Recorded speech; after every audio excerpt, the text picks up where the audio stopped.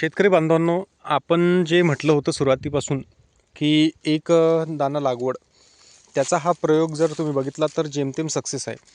आता तुम्ही बघू शकता की इथं सगळीकडे एक दाना दोन दाणे, एक दाना दोन दाणे अशीच लागवड आहे. म्हणजे एक एक दानासुद्धा तुम्ही लागवड करू शकता. आणि याचं अंतर तुम्ही बघू शकता की आपण 1.25 फूट, अर्धा अर्धा आणि हे म्हणजे 1.25 फुटावर ही लागवड आहे. आणि तुम्ही बघू शकता जमीन ही पांढरी जमीन आहे. याच्यात जर बघितलं तर लागवड जी आहे ती 12 जूनची आहे. आपण याचे लागवडीपासून ते आत्तापर्यंत सगळे व्हिडिओ बघितलेले आहेत आणि काढलेले सुद्धा आहेत. तुम्ही जर चॅनलवर नवीन असाल तर लाईक करा, सबस्क्राईब करा, शेअर करा आणि कमेंट करायला विसरू नका. मित्रांनो, आपण जे सांगितलं होतं की पारंपरिकपेक्षा अशी जर लागवड केली तर याचा निश्चितच आपल्याला खूप सारा फायदा होते. आता तुम्ही इथं बघू शकता खोड एखाद्या झाडाप्रमाणे खोड झालेला आहे. म्हणजे याच्यापेक्षा मोठं तुम्ही जर बघितलं तर एवढं. आणि एकाच बियाण्याला आता हे अंकुरचं चारू आहे. आता अंकुरचं 13-7 सुद्धा येते. ते 15-20 दिवस या अंकुरच्या चारूपेक्षा लवकर येते. तर पुढच्या वर्षी त्याचाही आपण प्रयोग करणार आहे. परंतु तुम्ही जर बघितलं तर इथं बघा, आता इथं 2 दाणे आहे म्हणून थोडं डिवाईड झालेलं आहे. परंतु एकच दाणा आहे. आणि इथं आपण त्याची शेंडेखुंडी पहिली केली होती, दुसरी आपण इथं केली होती. इथं नाही, इथं केली होती. तर इथं बघू शकता की इथं त्याला ह्या ब्रांचेस झाल्या. आणि आता त्याची पूर्ण एकाच याची एक पेंडी आपल्याला इकडे झालेली आहे. ते सुद्धा आपण वरती बघू. परंतु महत्त्वाचा विषय की हाच, पुढच्या वर्षी आपण याच्यापेक्षा लवकर लागवड करणार आहोत. 12 जूनला ही लागवड केली तर पुढच्या वर्षी आपल्याला 1 जूनच्या दरम्यान करणार आहोत. आजची 19 डिसेंबर. तर अशी परिस्थिती आहे. आता ज्या ज्या ठिकाणी आपल्याला असं दिसतंय त्याचं एक मूळ कारण इथं होतं की इथं जी सोयाबीनची वाढ झाली होती ती याच लेवलला झाली होती. इकडे तुम्ही बघू शकता की त्याच लेवलला. त्यामुळे काय झालं की ब्रांचिंग फुटताना तूर पिकाला इथनंच फुटली. म्हणजे जे आपण चूक करतो ती महत्त्वाची चूक आपल्या लक्षात आली की सोयाबीन जेव्हा लागवड करतो तर एकतर तुम्ही हे तास कॅन्सल करा. म्हणजे इथनं पूर्ण हे 3 फूट अंतर ठेवा. किंवा मग ते जर तास तुम्ही लागवड करत असाल तर त्याच्यामध्ये त्याची जी उंची आहे सोयाबीनची एकदम खालीच राहिली पाहिजे. उंची जर वाढली तर एकंदरीत तेवढ्या उंचीवरतीच त्याला ब्रांचिंग फुटते. दुसरीकडे जे काळ्या जमिनीत आपलं असं तूरपीक नाही आहे, थोडंसं त्याला वरतीच ब्रांचिंग फुटलेली आहे. तर तो जो महत्त्वाचा फरक आपल्या लक्षात आला तो इथं ह्या अनुषंगानं आपण सांगत आहोत. आणि इथं तुम्ही बघू शकता की मूग वगैरे, उडीद वगैरे जर तुम्ही संपूर्ण क्षेत्रात लागवड केली तर एकंदरीत त्याचं उत्पन्न तुम्हाला कमी होईल. परंतु तूर पिकाला जबरदस्त त्याचा फायदा होते. कारण सोयाबीनची हाईट वाढते, मूग आणि उडदाची हाईट एवढीच राहते. त्यामुळे काय होते की याला निश्चितच फायदा होते. आता तुम्ही बघू शकता की याचं खोड केवढं. आणि पुढच्या वर्षी 1 एकर तरी आपण असंच लागवड करू. म्हणजे एक दाना 1.25 फुटावर. आणि त्याची एकंदरीत चांगली मेहनत घेऊ. लवकर त्याची जर 15 दिवस अजून लागवड झाली तर त्याला मग पोसवण्यासाठी, म्हणजे खोड पोसवण्यासाठी तेवढी वेळ भेटतो. अंतर जर बघितलं तर 10.5 फुटाचं अंतर मग पूर्ण झाकून घेईल तूर पीक, अशा पद्धतीने ते होईल. असं जर आपण नियोजन केलं तर. मग याच्यामध्ये काय काय केलं होतं ते सविस्तर आपण प्रत्येक व्हिडिओमध्ये सांगितलेलं आहे. परंतु थोडक्यात तुम्हाला सांगतो की किती भारी पद्धतीने याचं खोड झालेलं आहे. आणि पूर्ण क्षेत्रामध्ये जर असं खोड असलं तर आपल्याला ॲव्हरेज 12-13च्या वरतीच जाणार. असो, पण महत्त्वाचं ज्या गोष्टी आपल्या लक्षात येणं गरजेच्या होत्या त्या आपल्या लक्षात आल्या. व्हिडिओच्या माध्यमातून तुम्हाला सांगण्याचा मी प्रयत्न केला की याच्या बरोबरीनं जी पीक तुम्ही घ्याल तसंच याचं एकंदरीत फुटव्यांची क्षमता किंवा फुटवे तिथून खालून फुटतात. मग असो, तुम्ही जर दुसरं काही त्याच्यामध्ये घेतलं कपाशी, तर मग ते अंतर बरोबर 3.5 फूट होते. तर मग याला उलट चांगली फायदा होते. म्हणजे याच्यापेक्षाही खालून मग ते फुटवे फुटू शकतात. यावर्षी आपण 30 दिवसानंतर त्याची पहिली शेंडेखुरणी केली होती. पुढच्या वर्षी आपण 25 दिवस किंवा 22 दिवसानंतरच त्याची शेंडेखुरणी करू. मग याच्यामध्ये काय काय केलं होतं, लागवड केली, त्यानंतर ड्रिपच्या माध्यमातून त्याला 1-1, 2-2 दाणे मजुरांथ्रू आपण टोचून घेतले. त्यानंतर 8 दिवसानंतर आपण NPK एकरी 1 किलो याच्यामध्ये यूज केलं.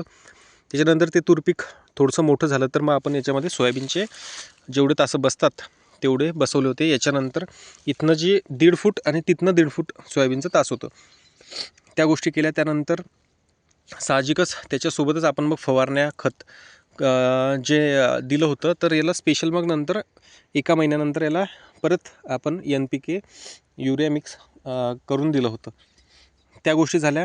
मग 30 दिवसांनी पहिली शेंडेखोडणी केली, त्यानंतर 30 ते परत 15 असे टोटल 45 दिवसांनी दुसरी शेंडेखोडणी केली आणि त्याचा रिझल्ट तुम्ही बघू शकता की कसा आहे. आता हे एकच आहे आणि एकाच याला ही पूर्ण एक पेंडीभर याला आता ह्या तुरी आहेत आणि तुम्ही बघू शकता की चांगल्या क्वालिटीच्या इथं तुम्ही तुरी पाहू शकता. तर तसं संपूर्ण क्षेत्रात आहे का, तर तसं कमी जास्त प्रमाणात आहे. म्हणजे जे 2-2 1-1 दाण्याची लागवड आहे तर ते पाहिजे तसं इकडे चांगलं नाही आहे. परंतु त्याचा निश्चितच कशाला फायदा झाला ते आपण इथं दाखवण्याचा प्रयत्न केलेला आहे. आता इथं बघा, जे पारंपरिकपेक्षा चांगल्या पद्धतीने आहे आणि तिथं जर बघितलं तर हे 10.5 फूट अंतर थोडंसं झाकायचं बाकी आहे. पुढच्या वर्षी आपण जे तुम्हाला चूक केलेली आहे ती टाळून त्याच्या आजूबाजूला जर उडीद किंवा मुगाची लागवड घेता आली तर घेऊ. तीच घेतल्यानंतर काय होते की खालून त्याला ब्रांचिंग होते आणि खालून तूरपीक फुटते. म्हणजे इकडून साधारणतः 4 फूट आणि तिकडून 4 फूट ते असे पूर्ण बहरून जाते तूर. आणि मजुरांपेक्षा जर आपल्याला टोकनवरनं स्पेसिफिक अंतरावर, आता हे 1.25 फूट अंतर घेतलेलं आहे, तर आपण 1 फूट अंतर त्याच्यामध्ये हे करून एक दाणा जर लागवड केली तर त्याचा निश्चितच खूप सारा आपल्याला फायदा होईल आणि तसं आपण निश्चितच याच्यामध्ये करू. तर ह्या गोष्टी ज्याचा बेनिफिट झाला, ज्याचा काय फायदा झाला ते आपण इथं तुम्हाला दाखवण्याचा प्रयत्न केलेला आहे. तूर जर बघितले तर आता शेवटच्या टप्प्यामध्ये आहे, वाढत आहे तूर आणि निश्चितच एक 10 दिवसामध्ये ही काढणी जाईल. मग ती हार्वेस्टरनं असो किंवा मग मजुरां थ्रू आपण तिला काढणी करू, सोंगणी आणि त्याच्यानंतर बांधणी करून त्याला आपल्याला एक गंज देऊन त्या गोष्टी प्रोसेसने करायच्या आहे. परंतु सर्वात महत्त्वाचं की पारंपरिकपेक्षा यावर्षी आपल्याला चांगलं उत्पन्न दिसत आहे. यावर्षी जे हवामानाचा एकंदरीत प्रभाव आहे तो सगळीकडे दिसतोच आहे.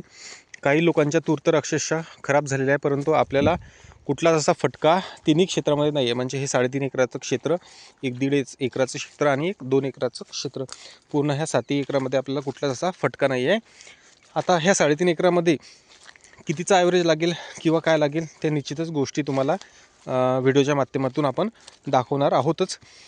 आणि जे अंतर आहे पुढच्या वर्षी आपण थोडं जर अजून कमी करण्याचा प्रयत्न केला किंवा अंतर कमी करून त्याचा आपल्याला कसा फायदा होते ते आपण पुढच्या वर्षी बघणार आहे. 10.5 पेक्षा आपण 7 फुटावरती एकंदरीत याचं नियोजन घेणार आहोत की जेणेकरून कितीही तूर वर गेली तर ती मग वरच जाईल, पूर्णपणे त्याचं काही एवढं खाली असा प्रभाव होणार नाही.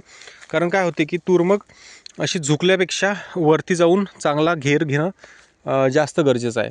आता तुम्ही इथं जर बघितलं तर आता हे 10.5 फुटाचं अंतर जेमतेम झाकण्याच्या अवस्थेमध्ये कुठं झालेलं आहे, परंतु ती ब्रांचिंग होणे आणि सगळ्या गोष्टी होणे त्या एकंदरीत याच्यामध्ये गरजेच्या असतात. पुन्हा एकदा तुम्हाला जर व्हिडिओ आवडला तर लाईक करा, सबस्क्राईब करा, शेअर करा आणि कमेंट करायला विसरू नका. म्हणजे तुम्हाला जो आपण त्या झाडाचा पूर्ण एका पेंडीचा म्हणजे एका दाण्यात पूर्ण एक पेंडी तुमची बसेल, खोळावूनच तुम्हाला समजते की किती. आणि त्याला ब्रांचिंग अजून जर खाली जास्त झाले असते तर अजून ते तूरपीक काही औरच असतं. पूर्ण एक पेंडी त्याच्यामध्ये बसते आणि निश्चितच एका पेंडीला नाही म्हटलं तरी 4-5 किलो याच्यामध्ये आपल्याला असं वाटते की 4-5 नाही, पण तरी एका बियाला जर 1 किलो जरी पकडला आपण म्हणजे असं, तर खूप सारं आपल्याला त्याच्यामध्ये उत्पन्न होऊ शकते.